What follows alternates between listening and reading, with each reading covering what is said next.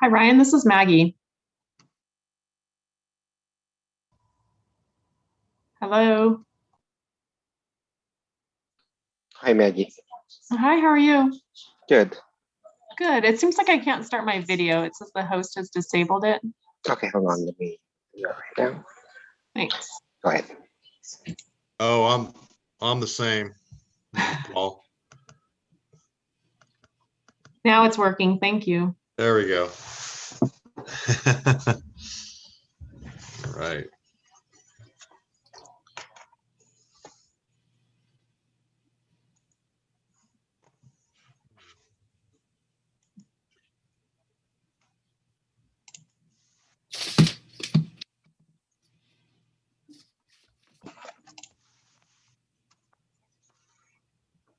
Hey, Nick.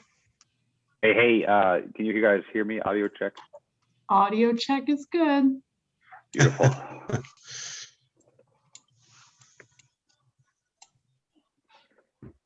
Also testing audio. You're good, Andrew. Thank Good you. evening. Good evening. Hello. And Mike. Hey, everybody. Hello. Are we allowed yet to get mad at Director Kamoyan for apparently someday retiring? Yep, we sure are. This is your last chance. Is this really his last meeting with us? Last meeting. Oh my goodness. Jeez. All we Man. Oh, all we have to do is goodness. a 5-hour meeting, and that'll be perfect. Not Let's make it cool. a quick one. No quickie. No, not for your last one. Well, hopefully Commissioner Brookbinder will be able to take up some time at the end with some talk to keep you longer with us. There you go. Yes, at least. What would make you say that?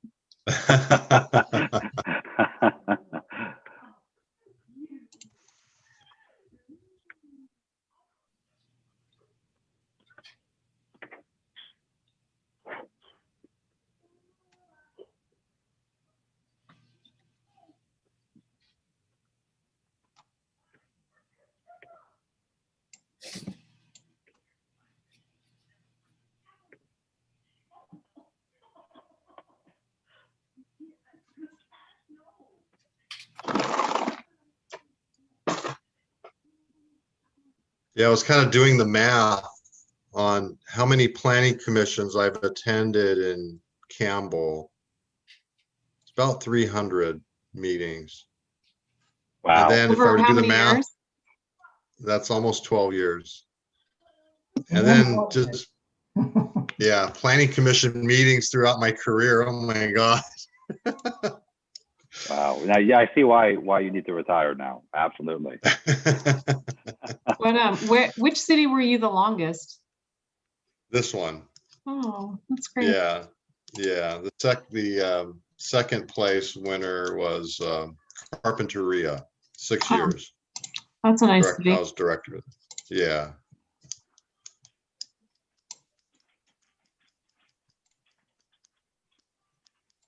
But they had more bodies there. They had a design review board. They had an environmental commission. Of course, city council, planning commission. So they had four bodies I would attend. Wow. I see why you left there. Wow, man. Yeah. A lot of work. All right, looks like we have everybody. Are we good to start, Director Kamoyan? We are good. All right, great. Good evening, everybody. I'd like to call to order the meeting of the Planning Commission for March 23rd, 2021. This regular Planning Commission meeting will be conducted via telecommunications and is in compliance with provisions of the Brown Act and Executive Order N2920 issued by the Governor. Corinne, may we have a roll call vote, please? Medical order, Commissioners Bookbinder, Present. Colville, Present. Ray, Here, Rivlin, Here. Had to find mute. Zisser, Here. Vice Chair Ching, Yeah. and Chair Ostrowski. Here. Thank you.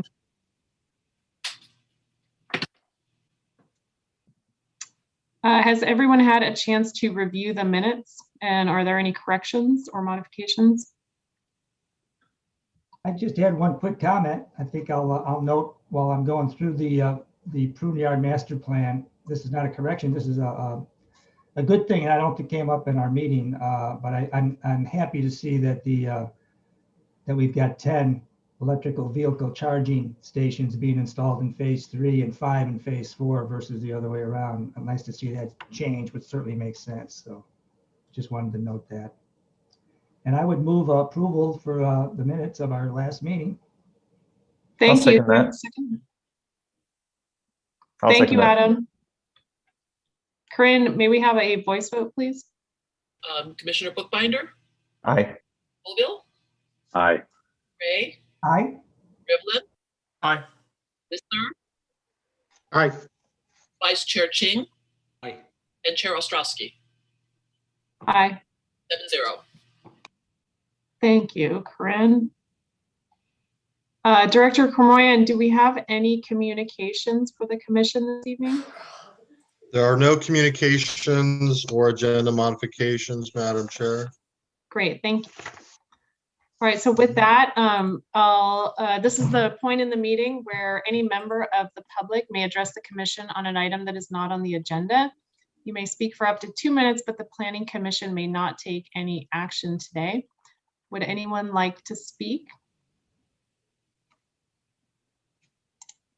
Okay, thank you. I will then close the public hearing, seeing no requests. So we'll move into the items on the agenda this evening. And before we start, commissioners, do we have any disclosures regarding items on tonight's agenda? Okay, great. Our first topic for this evening is the public hearing to consider the application of Co-op Designs for a modification PLN 2021-4 to a previously approved site and architectural review permit PLN 2016-88 to allow an approximately 500 square foot addition and front facade remodel to an existing single family home on property located at 879 Sweetbriar Drive in the R18 single family residential zoning district. And our planner this evening for this item is Daniel Fama.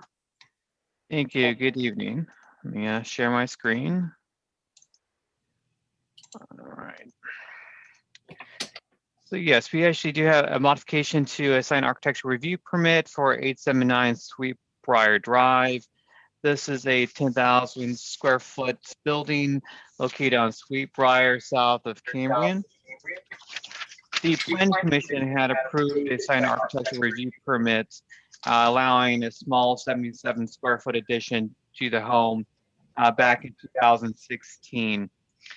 Because of that existing approval, this current proposal was not technically eligible to go through the more streamlined review that normally would be eligible.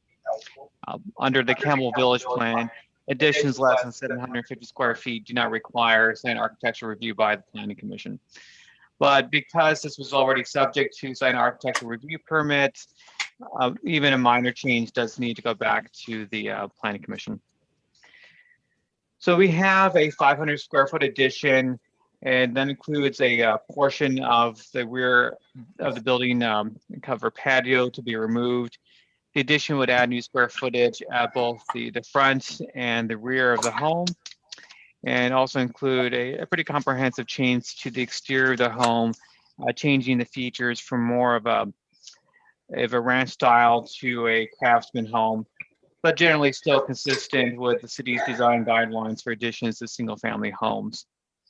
So with that, staff does recommend that the Planning Commission adopt a resolution approving the modification to the previously approved site architectural review permit.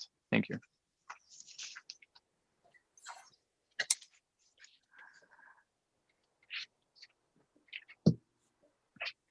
And if there are any questions, I'll be willing to take those.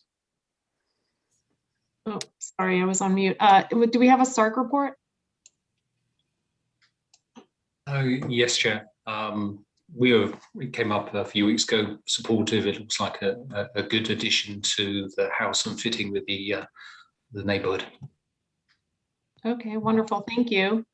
Are there any questions for Daniel? Could you just, on the driveway on the south side of the lot, could you just review that, Daniel, in terms of that need to be removed? Sure. So this came up with the previous planning commission hearing. Sorry. Yeah. Yeah, you're on mute. And Naz, I think that some of the sound is coming in through your microphone too. Okay, sorry about that. So this came up in 2016. I think a year prior to that approval, it had come to staff's attention that a secondary driveway had been added to the property. And that new driveway was too close to the side property line. New driveways need to be 5 feet from the side property line. And it was supposed to be removed, but somehow that fell through the cracks. So that requirement is just being carried over to this new approval. So that'll be something that still needs to be resolved. And what is the distance that concrete pads can be from the property line? 5 feet.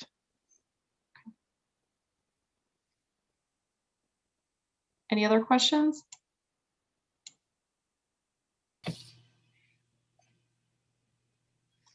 Okay, great. Thank you very much, Daniel. Who would like to start us off on our discussion? You want to open the public hearing to the public? Oh, I'm sorry. Yes, thank you, Corinne. I'd like to open the public hearing and find out if the applicant would like to speak.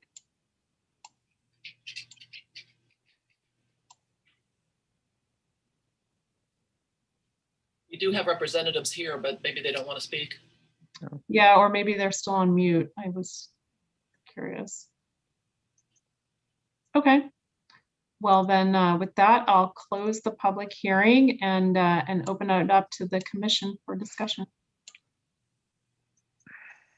I guess my 2 cents is I agree with the SARC. I think it's a nice addition. It looks nice and certainly within all the boundaries and everything, and I didn't see any problems. Thank you, Commissioner Cray. I'll add that as I said on SARC, I really appreciate the addition of ornamentation. I think it looks, it's a great improvement to the building. Thank you. Anybody else have any comments or would like to make a motion? I'll move that the Planning Commission adopt a resolution approving a modification PLN 2021-4 to a previously approved site and architectural review permit PLN 2016-88 to allow an approximately 500 square foot addition and front facade remodel to an existing single family home at 879 Sweet Briar Drive. Thank you, Commissioner.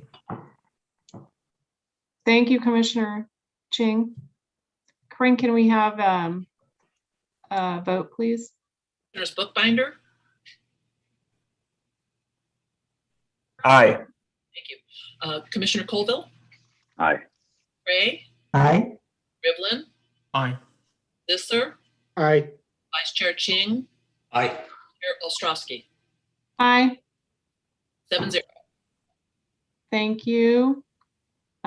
That item passes unanimously, and the Planning Commission action is final unless appealed in writing to the city clerk within 10 calendar days. Corinne, I did notice just one correction on that one. In resolution number 8, it references the San Tomas area, and I think that should be the Campbell Village neighborhood. Okay, we'll take a look at that. I'll get that corrected. Great, thank you. Great. So the second item on tonight's agenda is the public hearing to consider the application of Ted Luthen for a modification PLN 2021-45 to a previously approved master sign plan PLN 2008-165 to allow minor revisions at the Hamilton Plaza Shopping Center located at 1640 to 1690 South Bascom Avenue in the C2 General Commercial Zoning District. And our planner this evening is Naz Healy. Good evening. Can everyone hear me? Yes, we can. Thank you. Okay, so I am having to make do with two different devices, having some technical difficulties, and hope this will work. Take your time.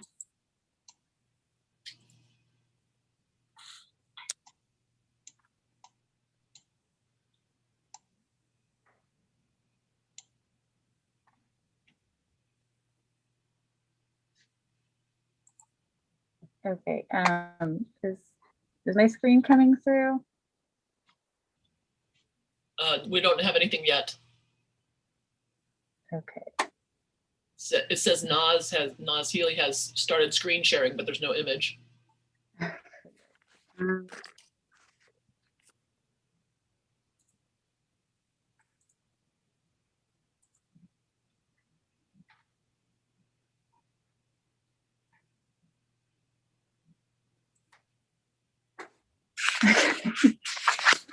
Can you see my screen now?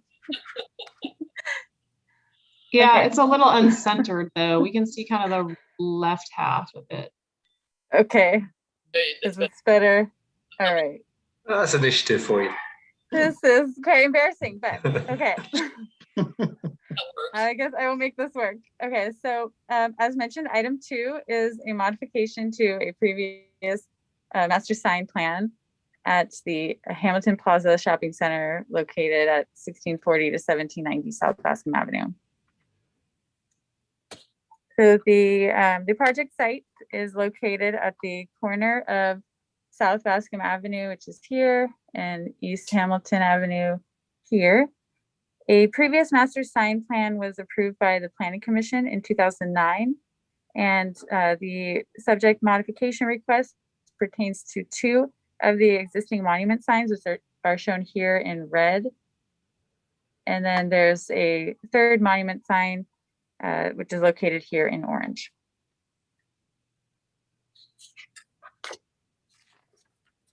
So the previous master sign plan allowed for 3 monument signs and 2 different types.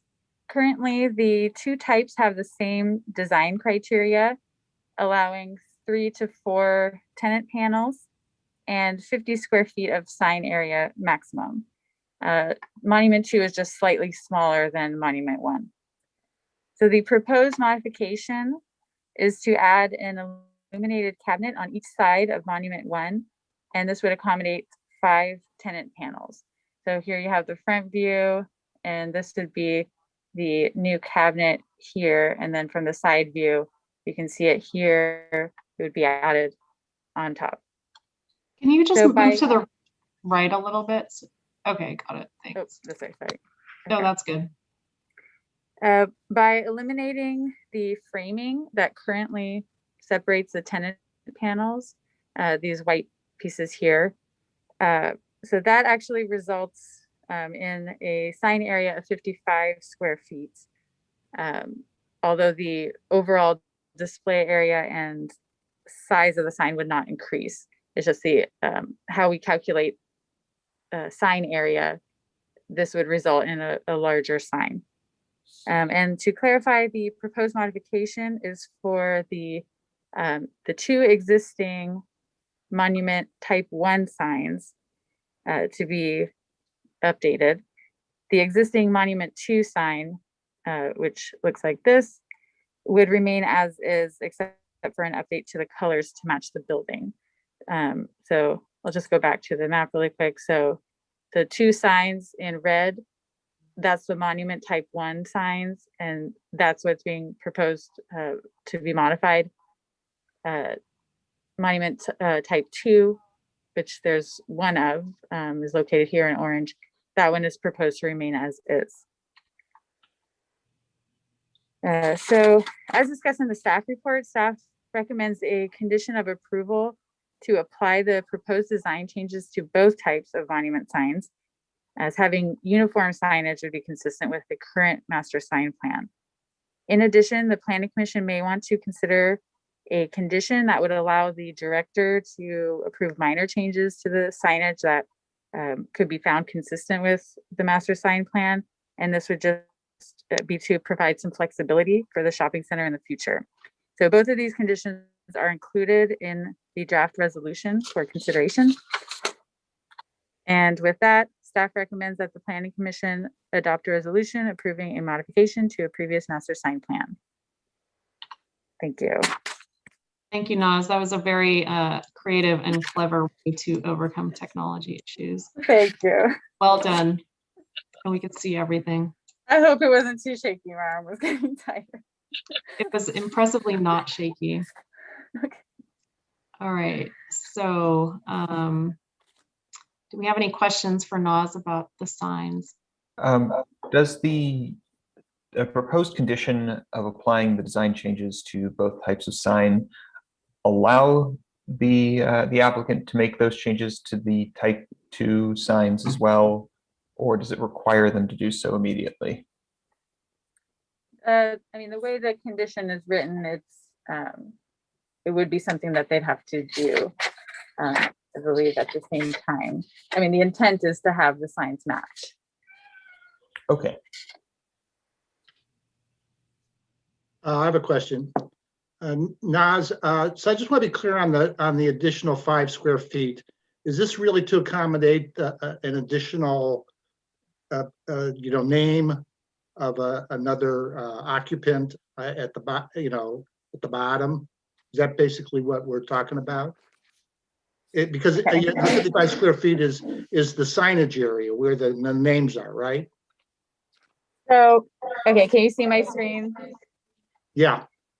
Okay, so the original approval, the sign area was calculated as just the tenant panels, not including these white framing pieces going across. So those are not being proposed to be included because this is a piece that's going on top of the sign. So when you subtract out these pieces, you get a larger sign area, although the extents of the display area aren't changing. Is the width, the existing width of the sign, I didn't really look at the dimensional drawings, but is the width of the overall structure increasing, or the height? No, the sign is not increasing in size. It's just you're taking out the area of these pieces here. But it's allowing you to put in an extra tenant. They are getting slightly smaller, but yes, it would be maximizing that space so that they could be closer in size to what's out there and more easily visible. Okay, and then those are going to be lighted. Those two. Yes. They're going to have backlighting on both sides. Yes. Okay. Correct. Great. Thanks. If I could just jump in, Madam Chair, members of the Planning Commission. So the reason why this is before you, because I know Commissioner Bookmeyer may ask that question, is because the sign program was worded so specifically, it didn't give any latitude for staff to make kind of a common sense decision here. It basically limited these freestanding signs to 4 individual signs. Okay, that's pretty objective. I can't say, well, they really meant 5. So this is the reason why we want to introduce this one condition 2D, to allow staff some latitude to consider minor changes or minor edits. And then that way, these types of, in our minds, really easy fixes can be handled at a staff level and not have to go to the Planning Commission. Thank you, Director Moran. So, Paul, just to be clear, so under those rules, this change would have just been handled by staff? If this condition was in place that we're now recommending, yes, we would have certainly issued this approval, a month ago, definitely at a staff level. Okay.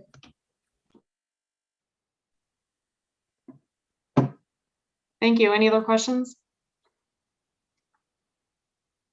Okay, so I'll open it up to the public hearing now. Anybody like to speak on this item?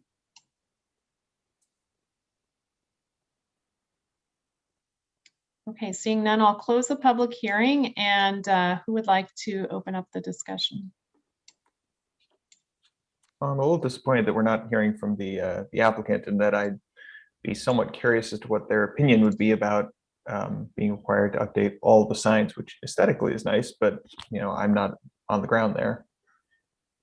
Yeah, I would be happy. I'm actually in attendance, and if I could, I would like to speak. Okay, I'll open the public hearing again, please. Sorry about that. That's okay. Yeah, just to address a couple things. The impetus for this is that we have some new tenant changes, and we have some nice large tenants that we would like to accommodate on signage. And as the director mentioned, we did write 4 panels. We didn't write 5 back in 2011 or whenever this was written. So we did kind of back ourselves into a corner. And I would also just like to say that the way these are designed, only the letters themselves light, not the colored backgrounds. And in terms of sign area, we will still have a border separating those panels. And I think because those panels have to be changed individually, so we have to have some sort of a mechanical, thing covering that seam of those panels. So I think if you actually got out there and measured it, I think we're probably going to net out at right about 50 square feet. It's just that we don't want those horizontal strips that are part of the framework of the sign to fight with the new configuration. The new geometry wouldn't really work with the old. So, we've got 4 bars crossing this sign frame, and we didn't want 5 bars sort of distracting for that. So we made them a dark color to hopefully make them go away is the goal. And I'd be happy to answer any other questions you have. Thank you. And thanks for the great staff report. And I think that's the most creative use of Zoom I've seen yet. So that was awesome. Thank you. Just a quick, probably relevant question. The 3 additional names up there, they're not aspirational. They're actually the new tenants which are planned to move in, are they? Those are the new tenants. So that is the configuration of one of the 2 signs. I'm not sure we know the exact tenant mix that might go on the second sign, but that is the tenant mix for the 1 sign. Okay, that's great. Yeah. Well done getting those guys. So let me just back up. I'm sorry, this is Melissa from Hunter Properties. Those are the proposed tenants. We don't have signed leases yet. I just wanted to. Okay, understand. Thanks, Melissa. Do you plan on changing the other sign further to the south as well? The more secondary, the little bit smaller sign? Yes. We don't plan on changing that at this point. No, that sign I think is working sufficiently. Melissa, correct me if I'm wrong, but I think we would have bundled that in with this as well if that was the intention. Correct. Yes.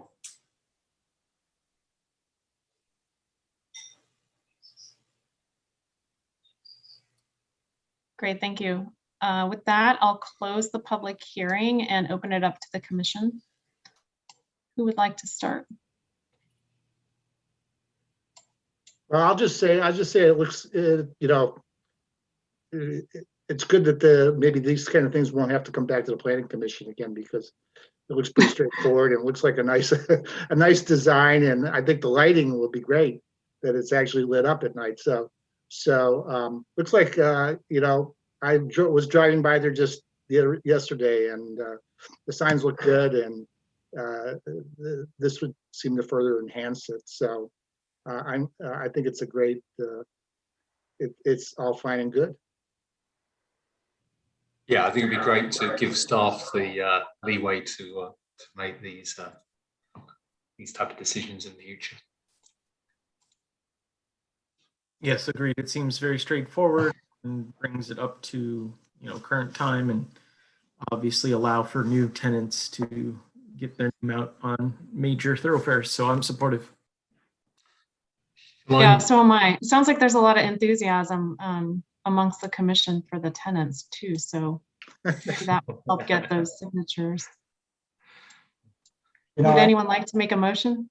I'll just say real quick that I know, sign issues in some cities and certain times, they can be very controversial, big deal. So I'm glad that this seems like a good sign and that Hunter and the owners are happy with the sign and really making pretty accommodating changes. And I hope that helps the center, and I think it makes sense. So good deal. Okay. I'll move to adopt a resolution then, approving modification PLN 2021-45 to a previously approved master sign plan PLN 2008-165 to allow minor revisions subject to the attached conditions of approval. I'll second the motion. Corinne, can we have a roll call vote, please? Commissioners Bookbinder, Aye. Colville, Aye. Gray, Aye. Rivlin, Aye. Visser, Aye. Vice Chair Ching, Aye. Chair Ostrowski. Aye. 7-0. Thank you. That motion passes unanimously. The Planning Commission action is final unless appealed in writing to the city clerk within 10 calendar days. That concludes the agenda items on our Planning Commission this evening. The final item is the director's report, if there is one, and then we have a special recognition. Do we have a report, Paul? Yes, thank you, Madam Chair, members of the Planning Commission. The only thing on the director's report that we need to discuss really is Commissioner Bookbinder's item that we put on this agenda, and that has to do with relationship between parking availability and driving. So I would rather just turn it over now to Commissioner Bookbinder.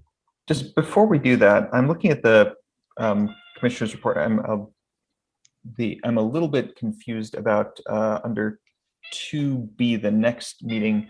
The 879 Sweetbriar Drive item. It says that we'll be talking about that on April 13th. Didn't we talk about that tonight? Ooh.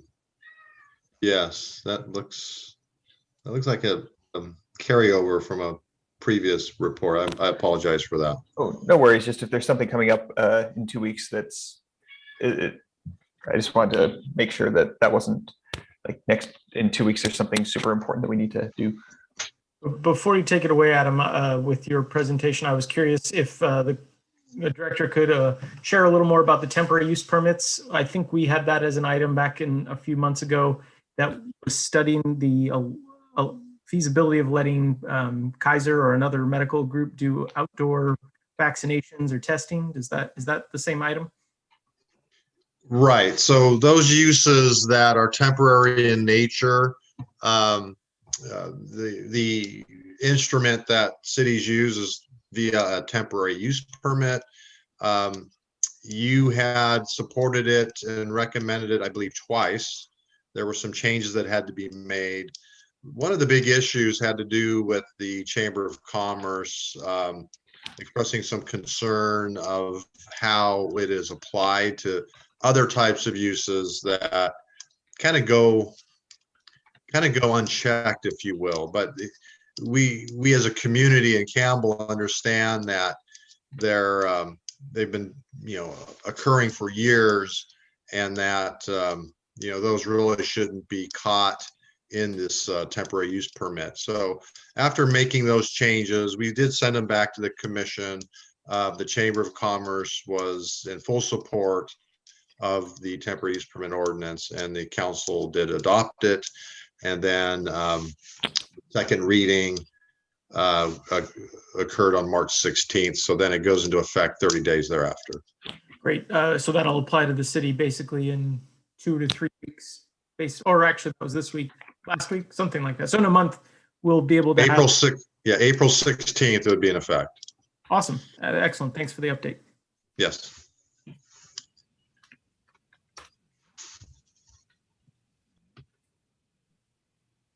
So now I think it's Commissioner Bookbinder. Take it away, Adam. All right.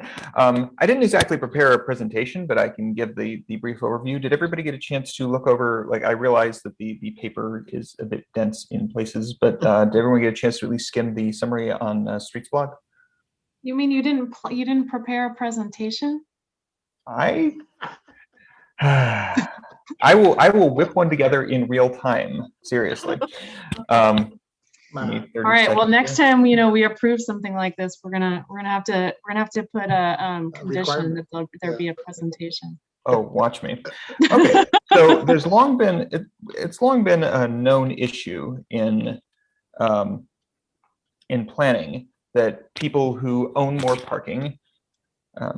Oops, sorry, I'm trying to share my screen here. Haven't done this before. Can I do that? Not really. Okay, so it's long been known that people who have more parking spaces own more cars and drive more. At the same time, I am going to try and share my screen. At the same time, though, come on. It's unknown which way the correlation goes. So the problem here is that you really can't randomly assign people parking. Oh, come on, there we go.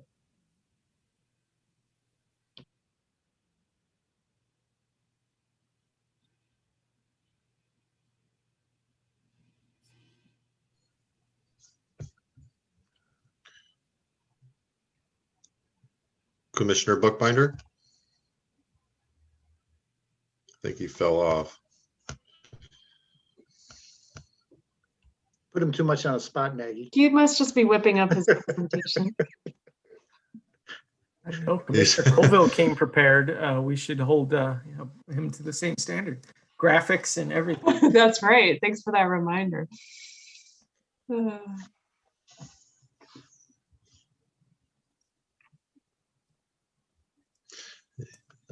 Yeah, I think the gist of this presentation is it's kind of akin to if the state were to continue adding travel lanes on highways, what is that doing to change driving behaviors? Sorry, my Zoom client crashed. So let's see if I can use this other one. Okay. Everyone can see this? Can everyone? Okay, yeah. Cool. Excellent. Fabulous. Okay. So you can't just randomly give people different houses with different amounts of parking and see how much they drive. But you can do this in San Francisco because San Francisco has affordable housing lotteries, which have acceptance rates of something like 1%. So people apply to them in a way pretty much indiscriminately because they have very low chances to get into any of them. Here's a map of where the below market rate units are here. And you might think this would only apply to people with very low income, but housing prices in San Francisco are so bananas that this is anyone making under, I want to say, somewhere over $100,000. So this is like a really, really great piece of methodology caused by a really terrible situation. So they through some really clever methodology, they managed to get a very high response rate. About 30% of people who were placed in these units over a couple of years. You can see that the little green bars there for each lottery were the people who actually got in. So it's very, very randomized. So you can see the correlation between how many on-site parking spaces were provided per residential unit and how likely these people were to own cars.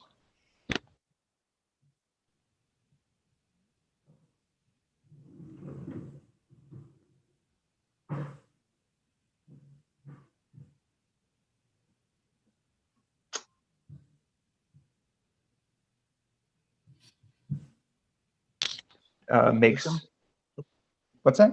I thought we lost you.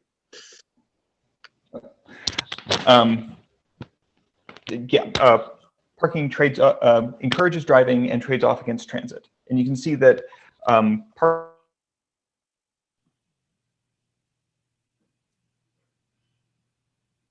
Commissioner Bookbinder, I think we lost you again.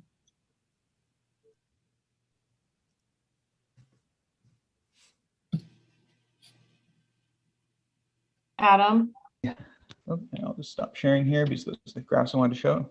Okay, so the upshot of this is that I wanted to encourage us to think about parking, not just the dangers of under parking, but also the dangers of over parking. Because in this case, if a lot more parking were provisioned, you would just have a lot more people driving, you would have a lot worse traffic. And we do. Commissioner Bookbinder, your audio breaks up in and out.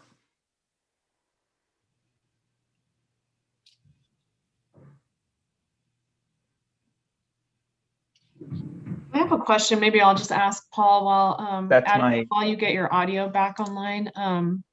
Commissioner Bookbinder, you might want to turn your video off because we haven't been able to hear you for quite some time now. Darn it. Okay, give me a sec. I'm going to call in on my phone. I do apologize for this. I'd managed to get a different way of doing this, but didn't let me rejoin via it. So give me just a moment. I will call in. I'll be.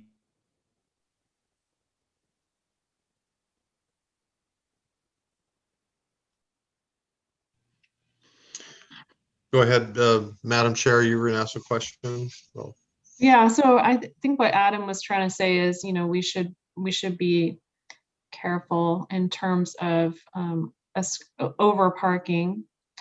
But my question is, how does that relate to the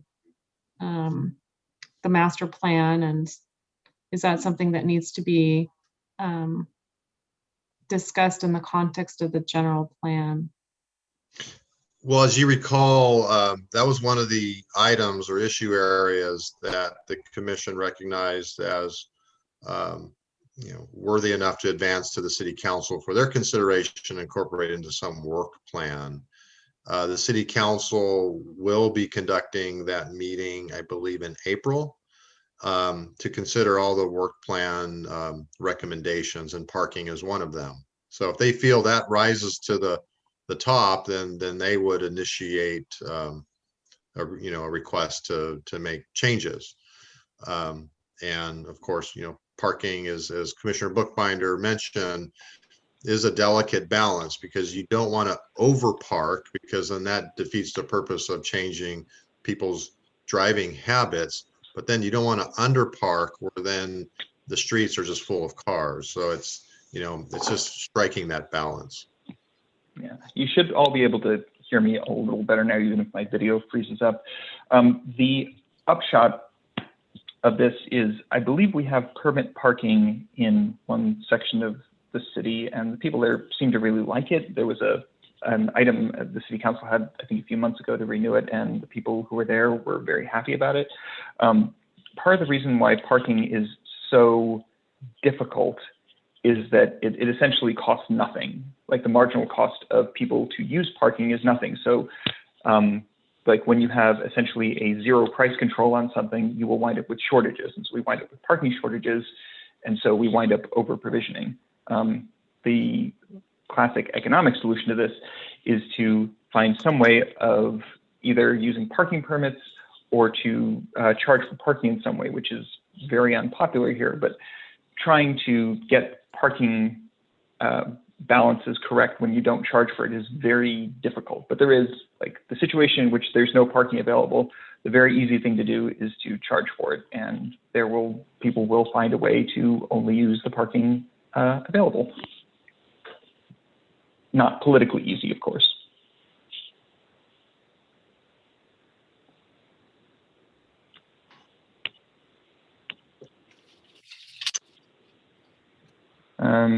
Thank just you. to make sure everyone can hear me. Yeah. Okay. Yeah. So the thing I wanted to, I think this, I really do hope we get to reconsider our parking standards. One of the things that I did recently was to look at some of the sample, if anyone's been done, I think it's missingmiddlehousing.com. There's some examples of missing middle housing types, and they're all prohibited by our code here for a variety of reasons, but mostly because our parking requirements are so high. And I think hopefully City Council will give us some time to dig further into this, but we do have oddly high parking requirements, and I think they invisibly cost us more than we might otherwise notice. Could I ask a question maybe of Paul? When you talk about oddly high parking requirements, is that when you compare it to comparable cities like Campbell that are suburban cities in a sprawling county where, as opposed to San Francisco? I mean, the report was interesting, but it's San Francisco, and it's not Santa Clara County, and it's not Campbell. It's a whole different world, whether it's San Francisco or Chicago or New York or Washington D.C. In terms of the issues on parking. So if you compare our parking standards to other suburban cities, whether it's in the South Bay or in other places in the state or country, I mean, how do we compare? Yeah,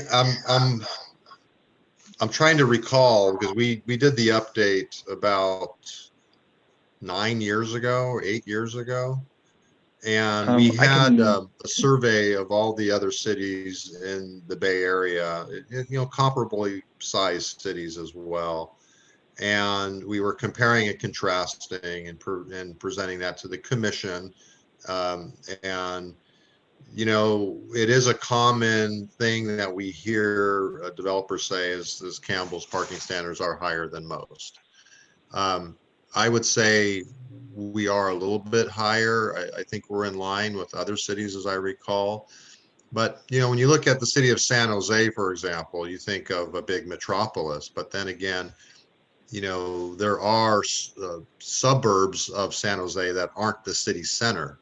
So when you drive on Winchester Boulevard north and you cross Hamilton, that line is blurry of when you leave Campbell and when you enter San Jose. So there is comparabilities of the built environment between those two jurisdictions. So, but when you look at San Jose's parking standards, it's drastically lower than Campbell's. So, it really just has to do with what are the beliefs and opinions of the Campbell residents, and of course the decision makers, and what do they feel is acceptable parking. I'm witnessing, and I've seen many commissions here, and commissioners come and go.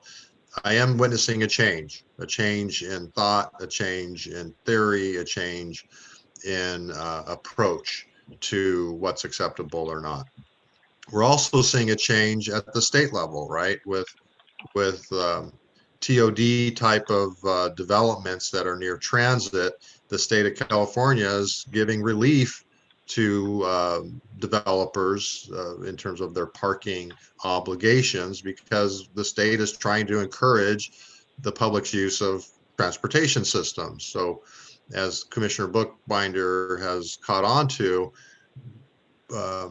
providing parking stalls over and above what the state is trying to do seems to be counterintuitive, and there is some logic to what he is identifying, and that's really should the city moving forward relook at its parking standards and make adjustments. So that's kind of where we're at right now. Thank you, Paul. Yeah, and I just would like to mention to what Commissioner just says. You're absolutely right. This is in fact not San Francisco. We do not have the same population density or transit density, but we do. San Francisco is actually oddly sprawly, and I think what this indicates more than anything, the relationship between the provision of parking and how much people drive is well demonstrated. You can look at it through across a variety of metros to places where people generally drive, to where people generally don't, crossing the level of density that we have here in Campbell. I think what this illustrates is that the parking is a causative factor in that.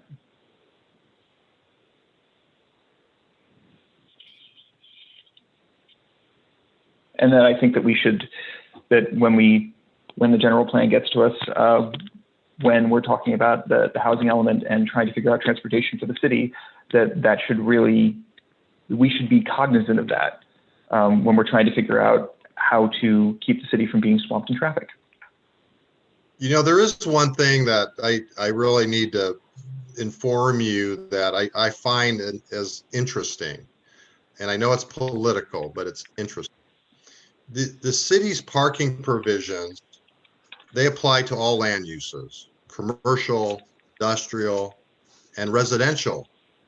And the parking standards require that all uses park on their site. Okay, so they have to park on their property.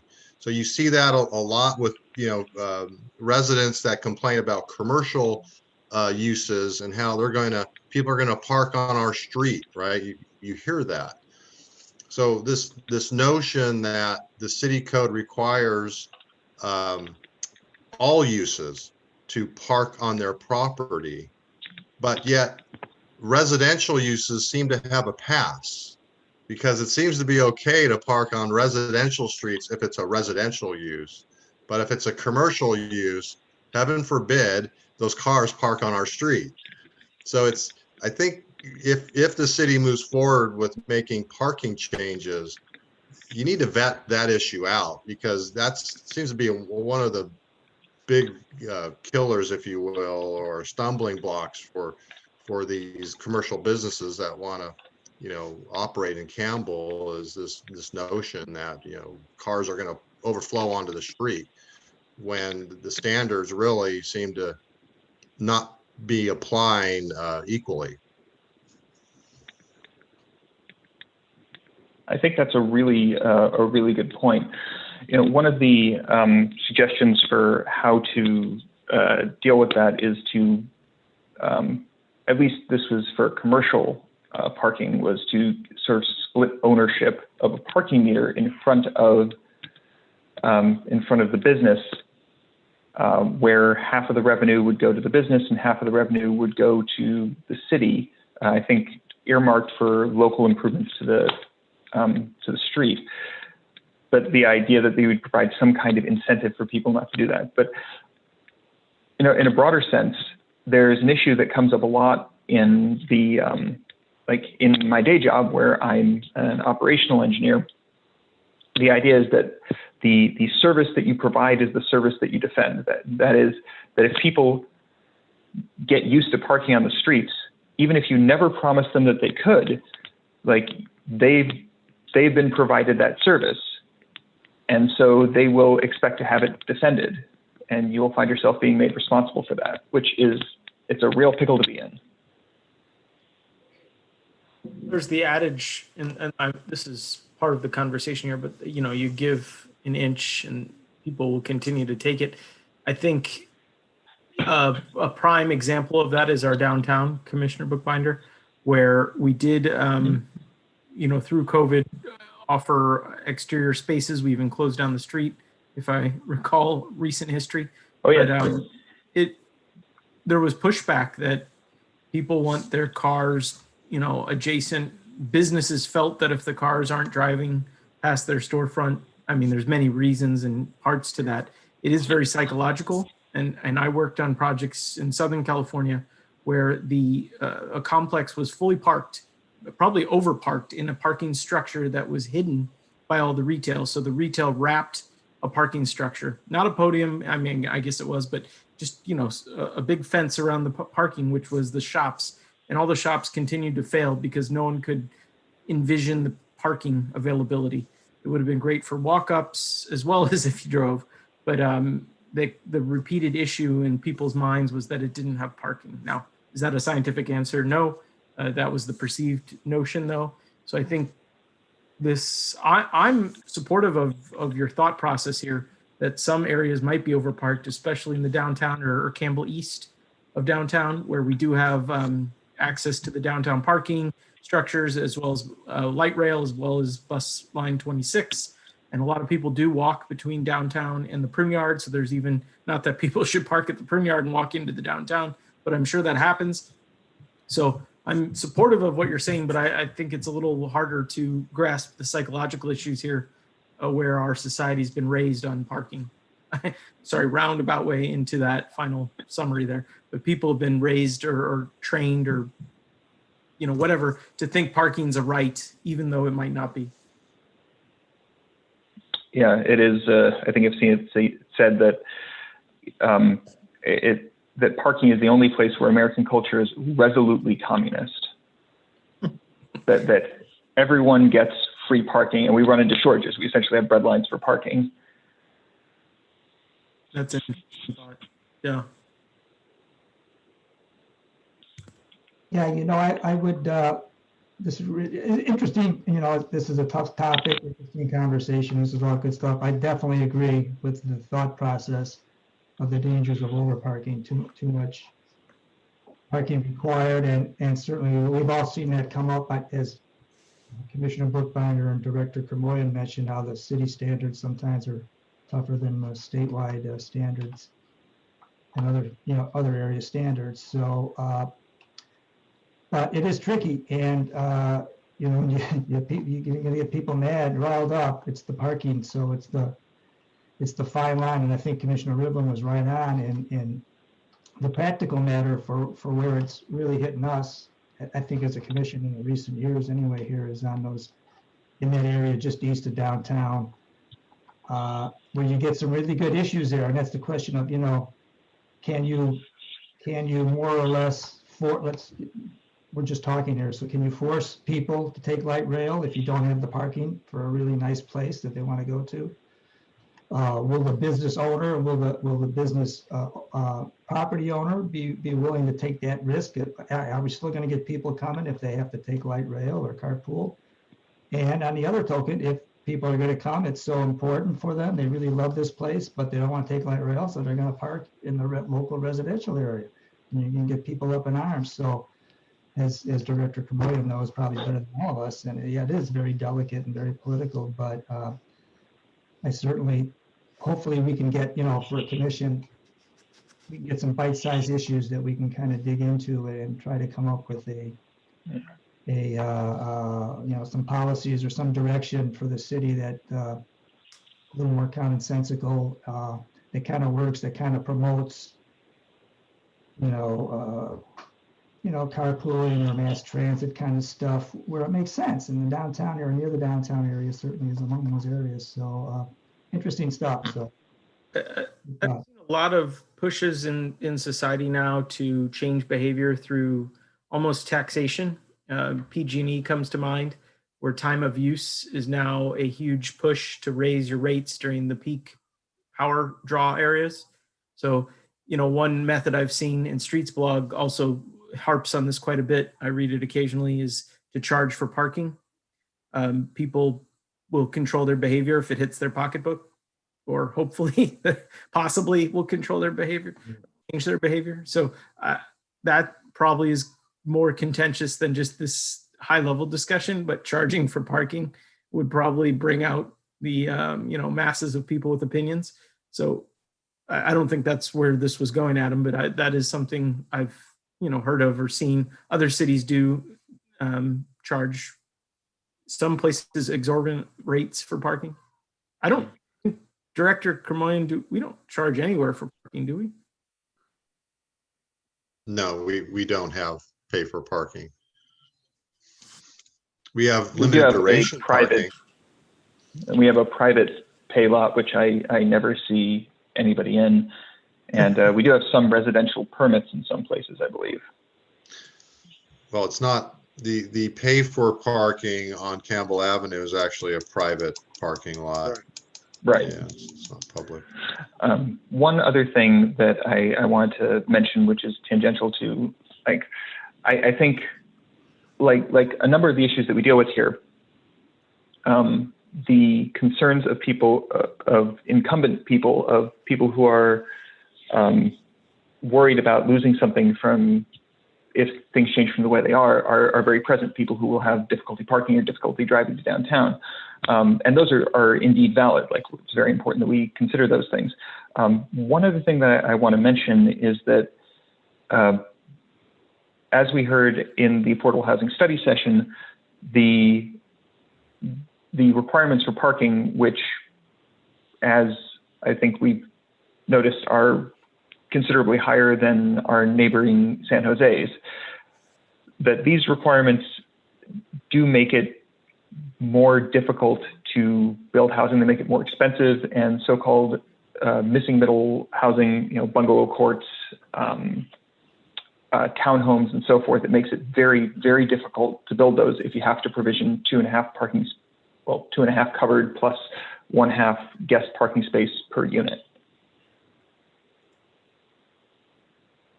So when we talk about our housing element, I believe like our parking requirements were specifically called out in our 5th cycle housing element as a barrier to the production of housing. And if I recall correctly, one of our programs for addressing that is that we do have a program where you could reduce parking by requesting a discretionary reduction in your parking requirement. That's actually one of our housing production programs. Yeah, I comment coming from the UK. I guess the UK probably went through this about 20 years ago, mainly because the density's a lot higher in the UK. But I type of lived through it, and really the only thing that really worked was when they had a coordinated approach to make it more expensive, more painful to park in the city. They also type of complemented it with bus rides into the city, so out of town parking, where you can then take a commuter bus into the town, and trains and other methods. I think an observation is that it tended to be coordinated on a much larger basis. I think one of the challenges is when you do it just from the position of Campbell as a relatively small town. Where I lived in the south of England, it was done across a county. So they could put county-wide measures in. So it wouldn't be one town doing one thing and another town saying, no, we'll let everybody park here and attract people. It was type of a much more coordinated effort. But I guess my point here is a lot of this data and studies and things that worked right and the things that didn't work so well, right? Is available, and I'm sure that's also been done in parts of the US as well. But I'm completely in support. I think things like the downtown of Campbell could be, if it was landscaped and there was no cars allowed down the main street. Yeah, certainly there'll be businesses which won't like that and won't prosper, but I question their sustainability anyway. And there'll be new businesses coming in where people want to go because it's a really nice place, right? The prune yard, in the centre of the prune yard, it's always packed because people like going there. So it's partly culture, but it's going to improve some businesses and work against others.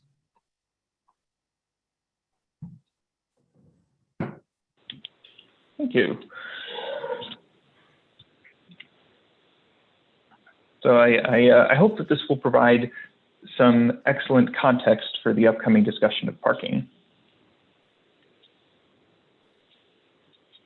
Thank you, Commissioner Bookbinder. And I think as Paul said, the City Council will be looking at our work items and will be proposing and prioritizing the work items to decide what the focus will be for the upcoming year. Is that right, Paul?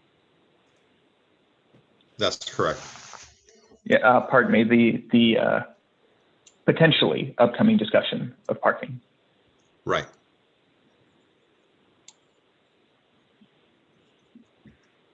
Great. Well, thank you for sharing that article, Adam. I think it's definitely an important topic, and I hope it rises, yes, to the to one of the important topics to be considered for the year. So with that, we have our esteemed leader, Paul Camoyan, who is going to be retiring. I think I have a few things to say, but is there anything you would like to say? I feel like I shouldn't be the one exactly making this announcement. Yeah, I appreciate that. Madam Chair, members of the Planning Commission. It's been, I came to the city July 2009. So this July would have been 12 years. And I think I look at my career, my 33-year career as a city planner. I started in 1988. Campbell by far is one of my favorite communities. This is an awesome city. When I got my first job out of college, I worked for the city of Saratoga. You know, moving from San Diego to the Bay Area, there was a sticker shock even back then. And the place where I could afford to live, ironically, was Campbell. So I moved to Campbell and I worked in Saratoga. I lived on Rincon Avenue, right behind Rotten Robbie's, off the alley there, one of these little shacks, I guess, apartment. And was it, you know, was it an ADU that wasn't permitted? no, it was permitted. Yeah, it was permitted. It was an old house. It's still there.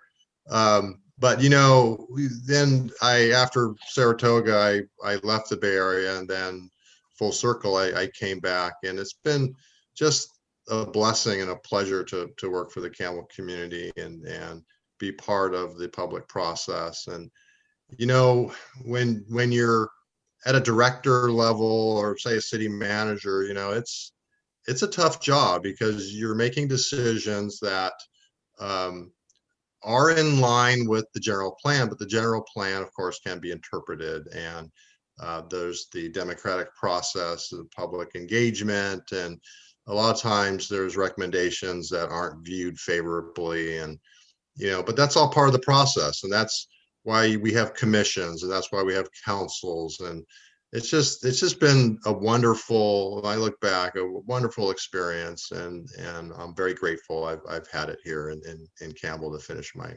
career. So thank you very much. Thanks, Paul. Well, on behalf of the Planning Commission, I wanted to congratulate you on your 12 years of service to Campbell. And, you know, I've had the benefit of working with you over the last, 5 years, 4 on the Planning Commission, and then before that, as a resident. And when I think about all that work we've done together, what really stands out to me about you is your dedication to making sure that the voice of the Campbell residents is really captured in the codes and the plans. And I think you've done really an exceptional and unbiased job of that. And I'm specifically thinking about your work on the various area plans over the years.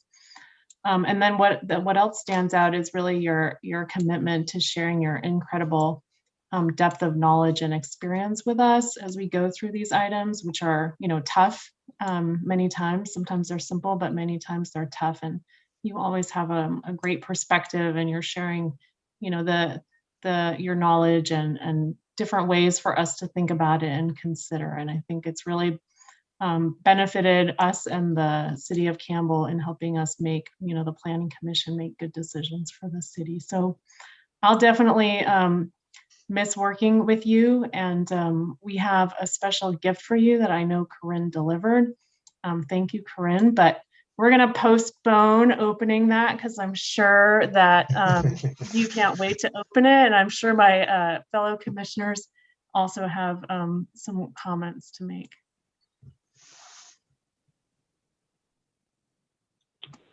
If I can go, I believe my video is not working, but I think everyone can hear me. Paul, thank you very much for answering a truly tremendous number of questions from me. I have not been working with you as long as Chair Ostrowski has, but I remember sending a lot of questions to you, showing up at the GPAC meeting and then showing up at all the Planning Commission meetings before I applied. And I very much appreciate the diligence and time you've taken to be very, very familiar with what this entails. You've been doing this for longer than any of us have been on the Planning Commission. So you've really helped us come up to speed. And I very, very much appreciate the above and beyond amount of time and effort you put in, especially when I bombarded you with a ton of emails. So thank you. Thank you. Thank you very much. You know, all this time I thought I was bugging Paul with up the marketing, but I found out I was really, really low, so I'm gonna pick that up in the next couple of days maybe or something. But thanks a lot, Paul. You did a great job. We really appreciate it. I mean, I've really been impressed with you, honestly, and with the planning staff. I mean, and that starts with you. They're really a good staff and a good director, and I do think you knew the city of Campbell pretty well, and you did a really great job. And we're going to miss you, but I think we might be sharing a little wine here and there. Definitely. So Yes. look at that. Yeah, my door's always open. If even after this, please, give me a call. I'll share any thoughts that I have that may help you. So. I just picking up my fellow commissioners, just like to echo the same things, right? Yeah, professionalism, perseverance, patience, because we're a bunch of amateurs, right? So it's been great working with you, Paul. So glad that you're going to be leaving. To do what you love, right, which is the wine, and you're not going too far away. And also leaving a very professional department behind you. So it's not going to end up like that English planning meeting we sent that video around for. So, that which is a great tribute to all the work and your dedication. So wishing you the best. I'm sure we'll be sharing some wine with you in the future. Thank you. Thank you, Vice Chair. I get to go now. I think I want to say what one of my favorite things about Director Cormoyan, and one of my favorite things about Director Cormoyan is that we all know when he's really, really tired of hearing people talk, because he will just cut in, and it's just amazing because he'll be able to just cut in, turn on his screen and his mic, and he'll just say something along the lines of, I just want the Planning Commission to know, or I want them to be aware, or I just want to say this. And I love that because it really gets us back on track. And sometimes it doesn't just get us on track, but also maybe the applicants we're dealing with or the people. It's just a great, refreshing sense of command that he takes when he comes on, because he knows what he's talking about. And that's truly what it is that the man knows what he's talking about, and he's done it for a very long time. And if I have been doing this for that long, I imagine that I would have such depth of knowledge that I'd be able to know when things can happen, when they can't happen, and when people need to just give up on something because it's not even in our purview. And I think that is I think that's great and refreshing, and that's probably my favorite thing I'll miss. So hopefully we get somebody who is equally abrasive at times. Thank you so much, Director Cormoyan. Thank you very much. I appreciate everything. Thank you. I must say I've enjoyed, this is my 5th year in this capacity, and I've really enjoyed all 5 of 4+ years with the director at the helm. I understand the Planning Commission chairperson and Madam Chair definitely takes the helm, but the director's always been there to kind of steer the ship or pull in the city attorney when it gets a little dire. So Campbell's been very lucky to have you, and I think since there's a little roasting necessary, you're lucky to have had Campbell, where we don't have the issues of 200-foot flight paths over a city and over saturation of tech companies blocking up freeways. So I think it's been obviously a testament to your expertise that Campbell's gone very long with you, and we're sad, and hopefully, like said, we have somebody just as qualified and friendly and what do we call it, a strong leader as you, and we hope to see you. It's been too long, over a year now, since we've been in the same room. Exactly. Congratulations on your retirement, and we'll see you soon. So, I don't know if everybody else has spoken, but I'll just say real briefly, I'm the new guy, and I've had a couple opportunities prior to my being on the planning commission, not only to hear Director Kermoyan in council meetings and commission meetings, but also to actually sit down with him on one or two occasions to talk to him. Yeah, I actually, was on another commission for 8 years, the Civic Improvement Commission, and didn't have, contact with Paul really. But my take is that this was my right around that same time when I came to the Civic Improvement Commission was my entree into city stuff, which I had never been involved in before, and I've thoroughly enjoyed it since that time, which is why I applied to the Planning Commission. But one of the things that strikes me about Campbell, the Campbell staff and the Campbell government is a civility and the consideration that people treat with how they treat each other. And Paul is the perfect fit for that. And I appreciate your welcoming me onto the Planning Commission. I'm sad to see you go. Since it made it much easier for me to catch on. So I wish you well in the future, and I hope to see you around. thank you, Alan. I have one last request. Paul, could you please turn on your cat filter now? My cat filter? There was a video floating around a few weeks ago of a legal hearing where one of the people speaking got stuck in cat mode. So just add that button on your end. I assure you, I am not a cat. Awesome. All So right. do you want me to open the Yeah, present? please open your gift from all of us. All right. So here it is. It's a big box.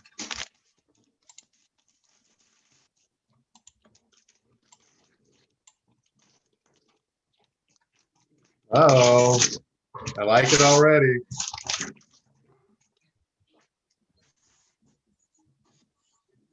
It's a wine decanter. Ooh, wow.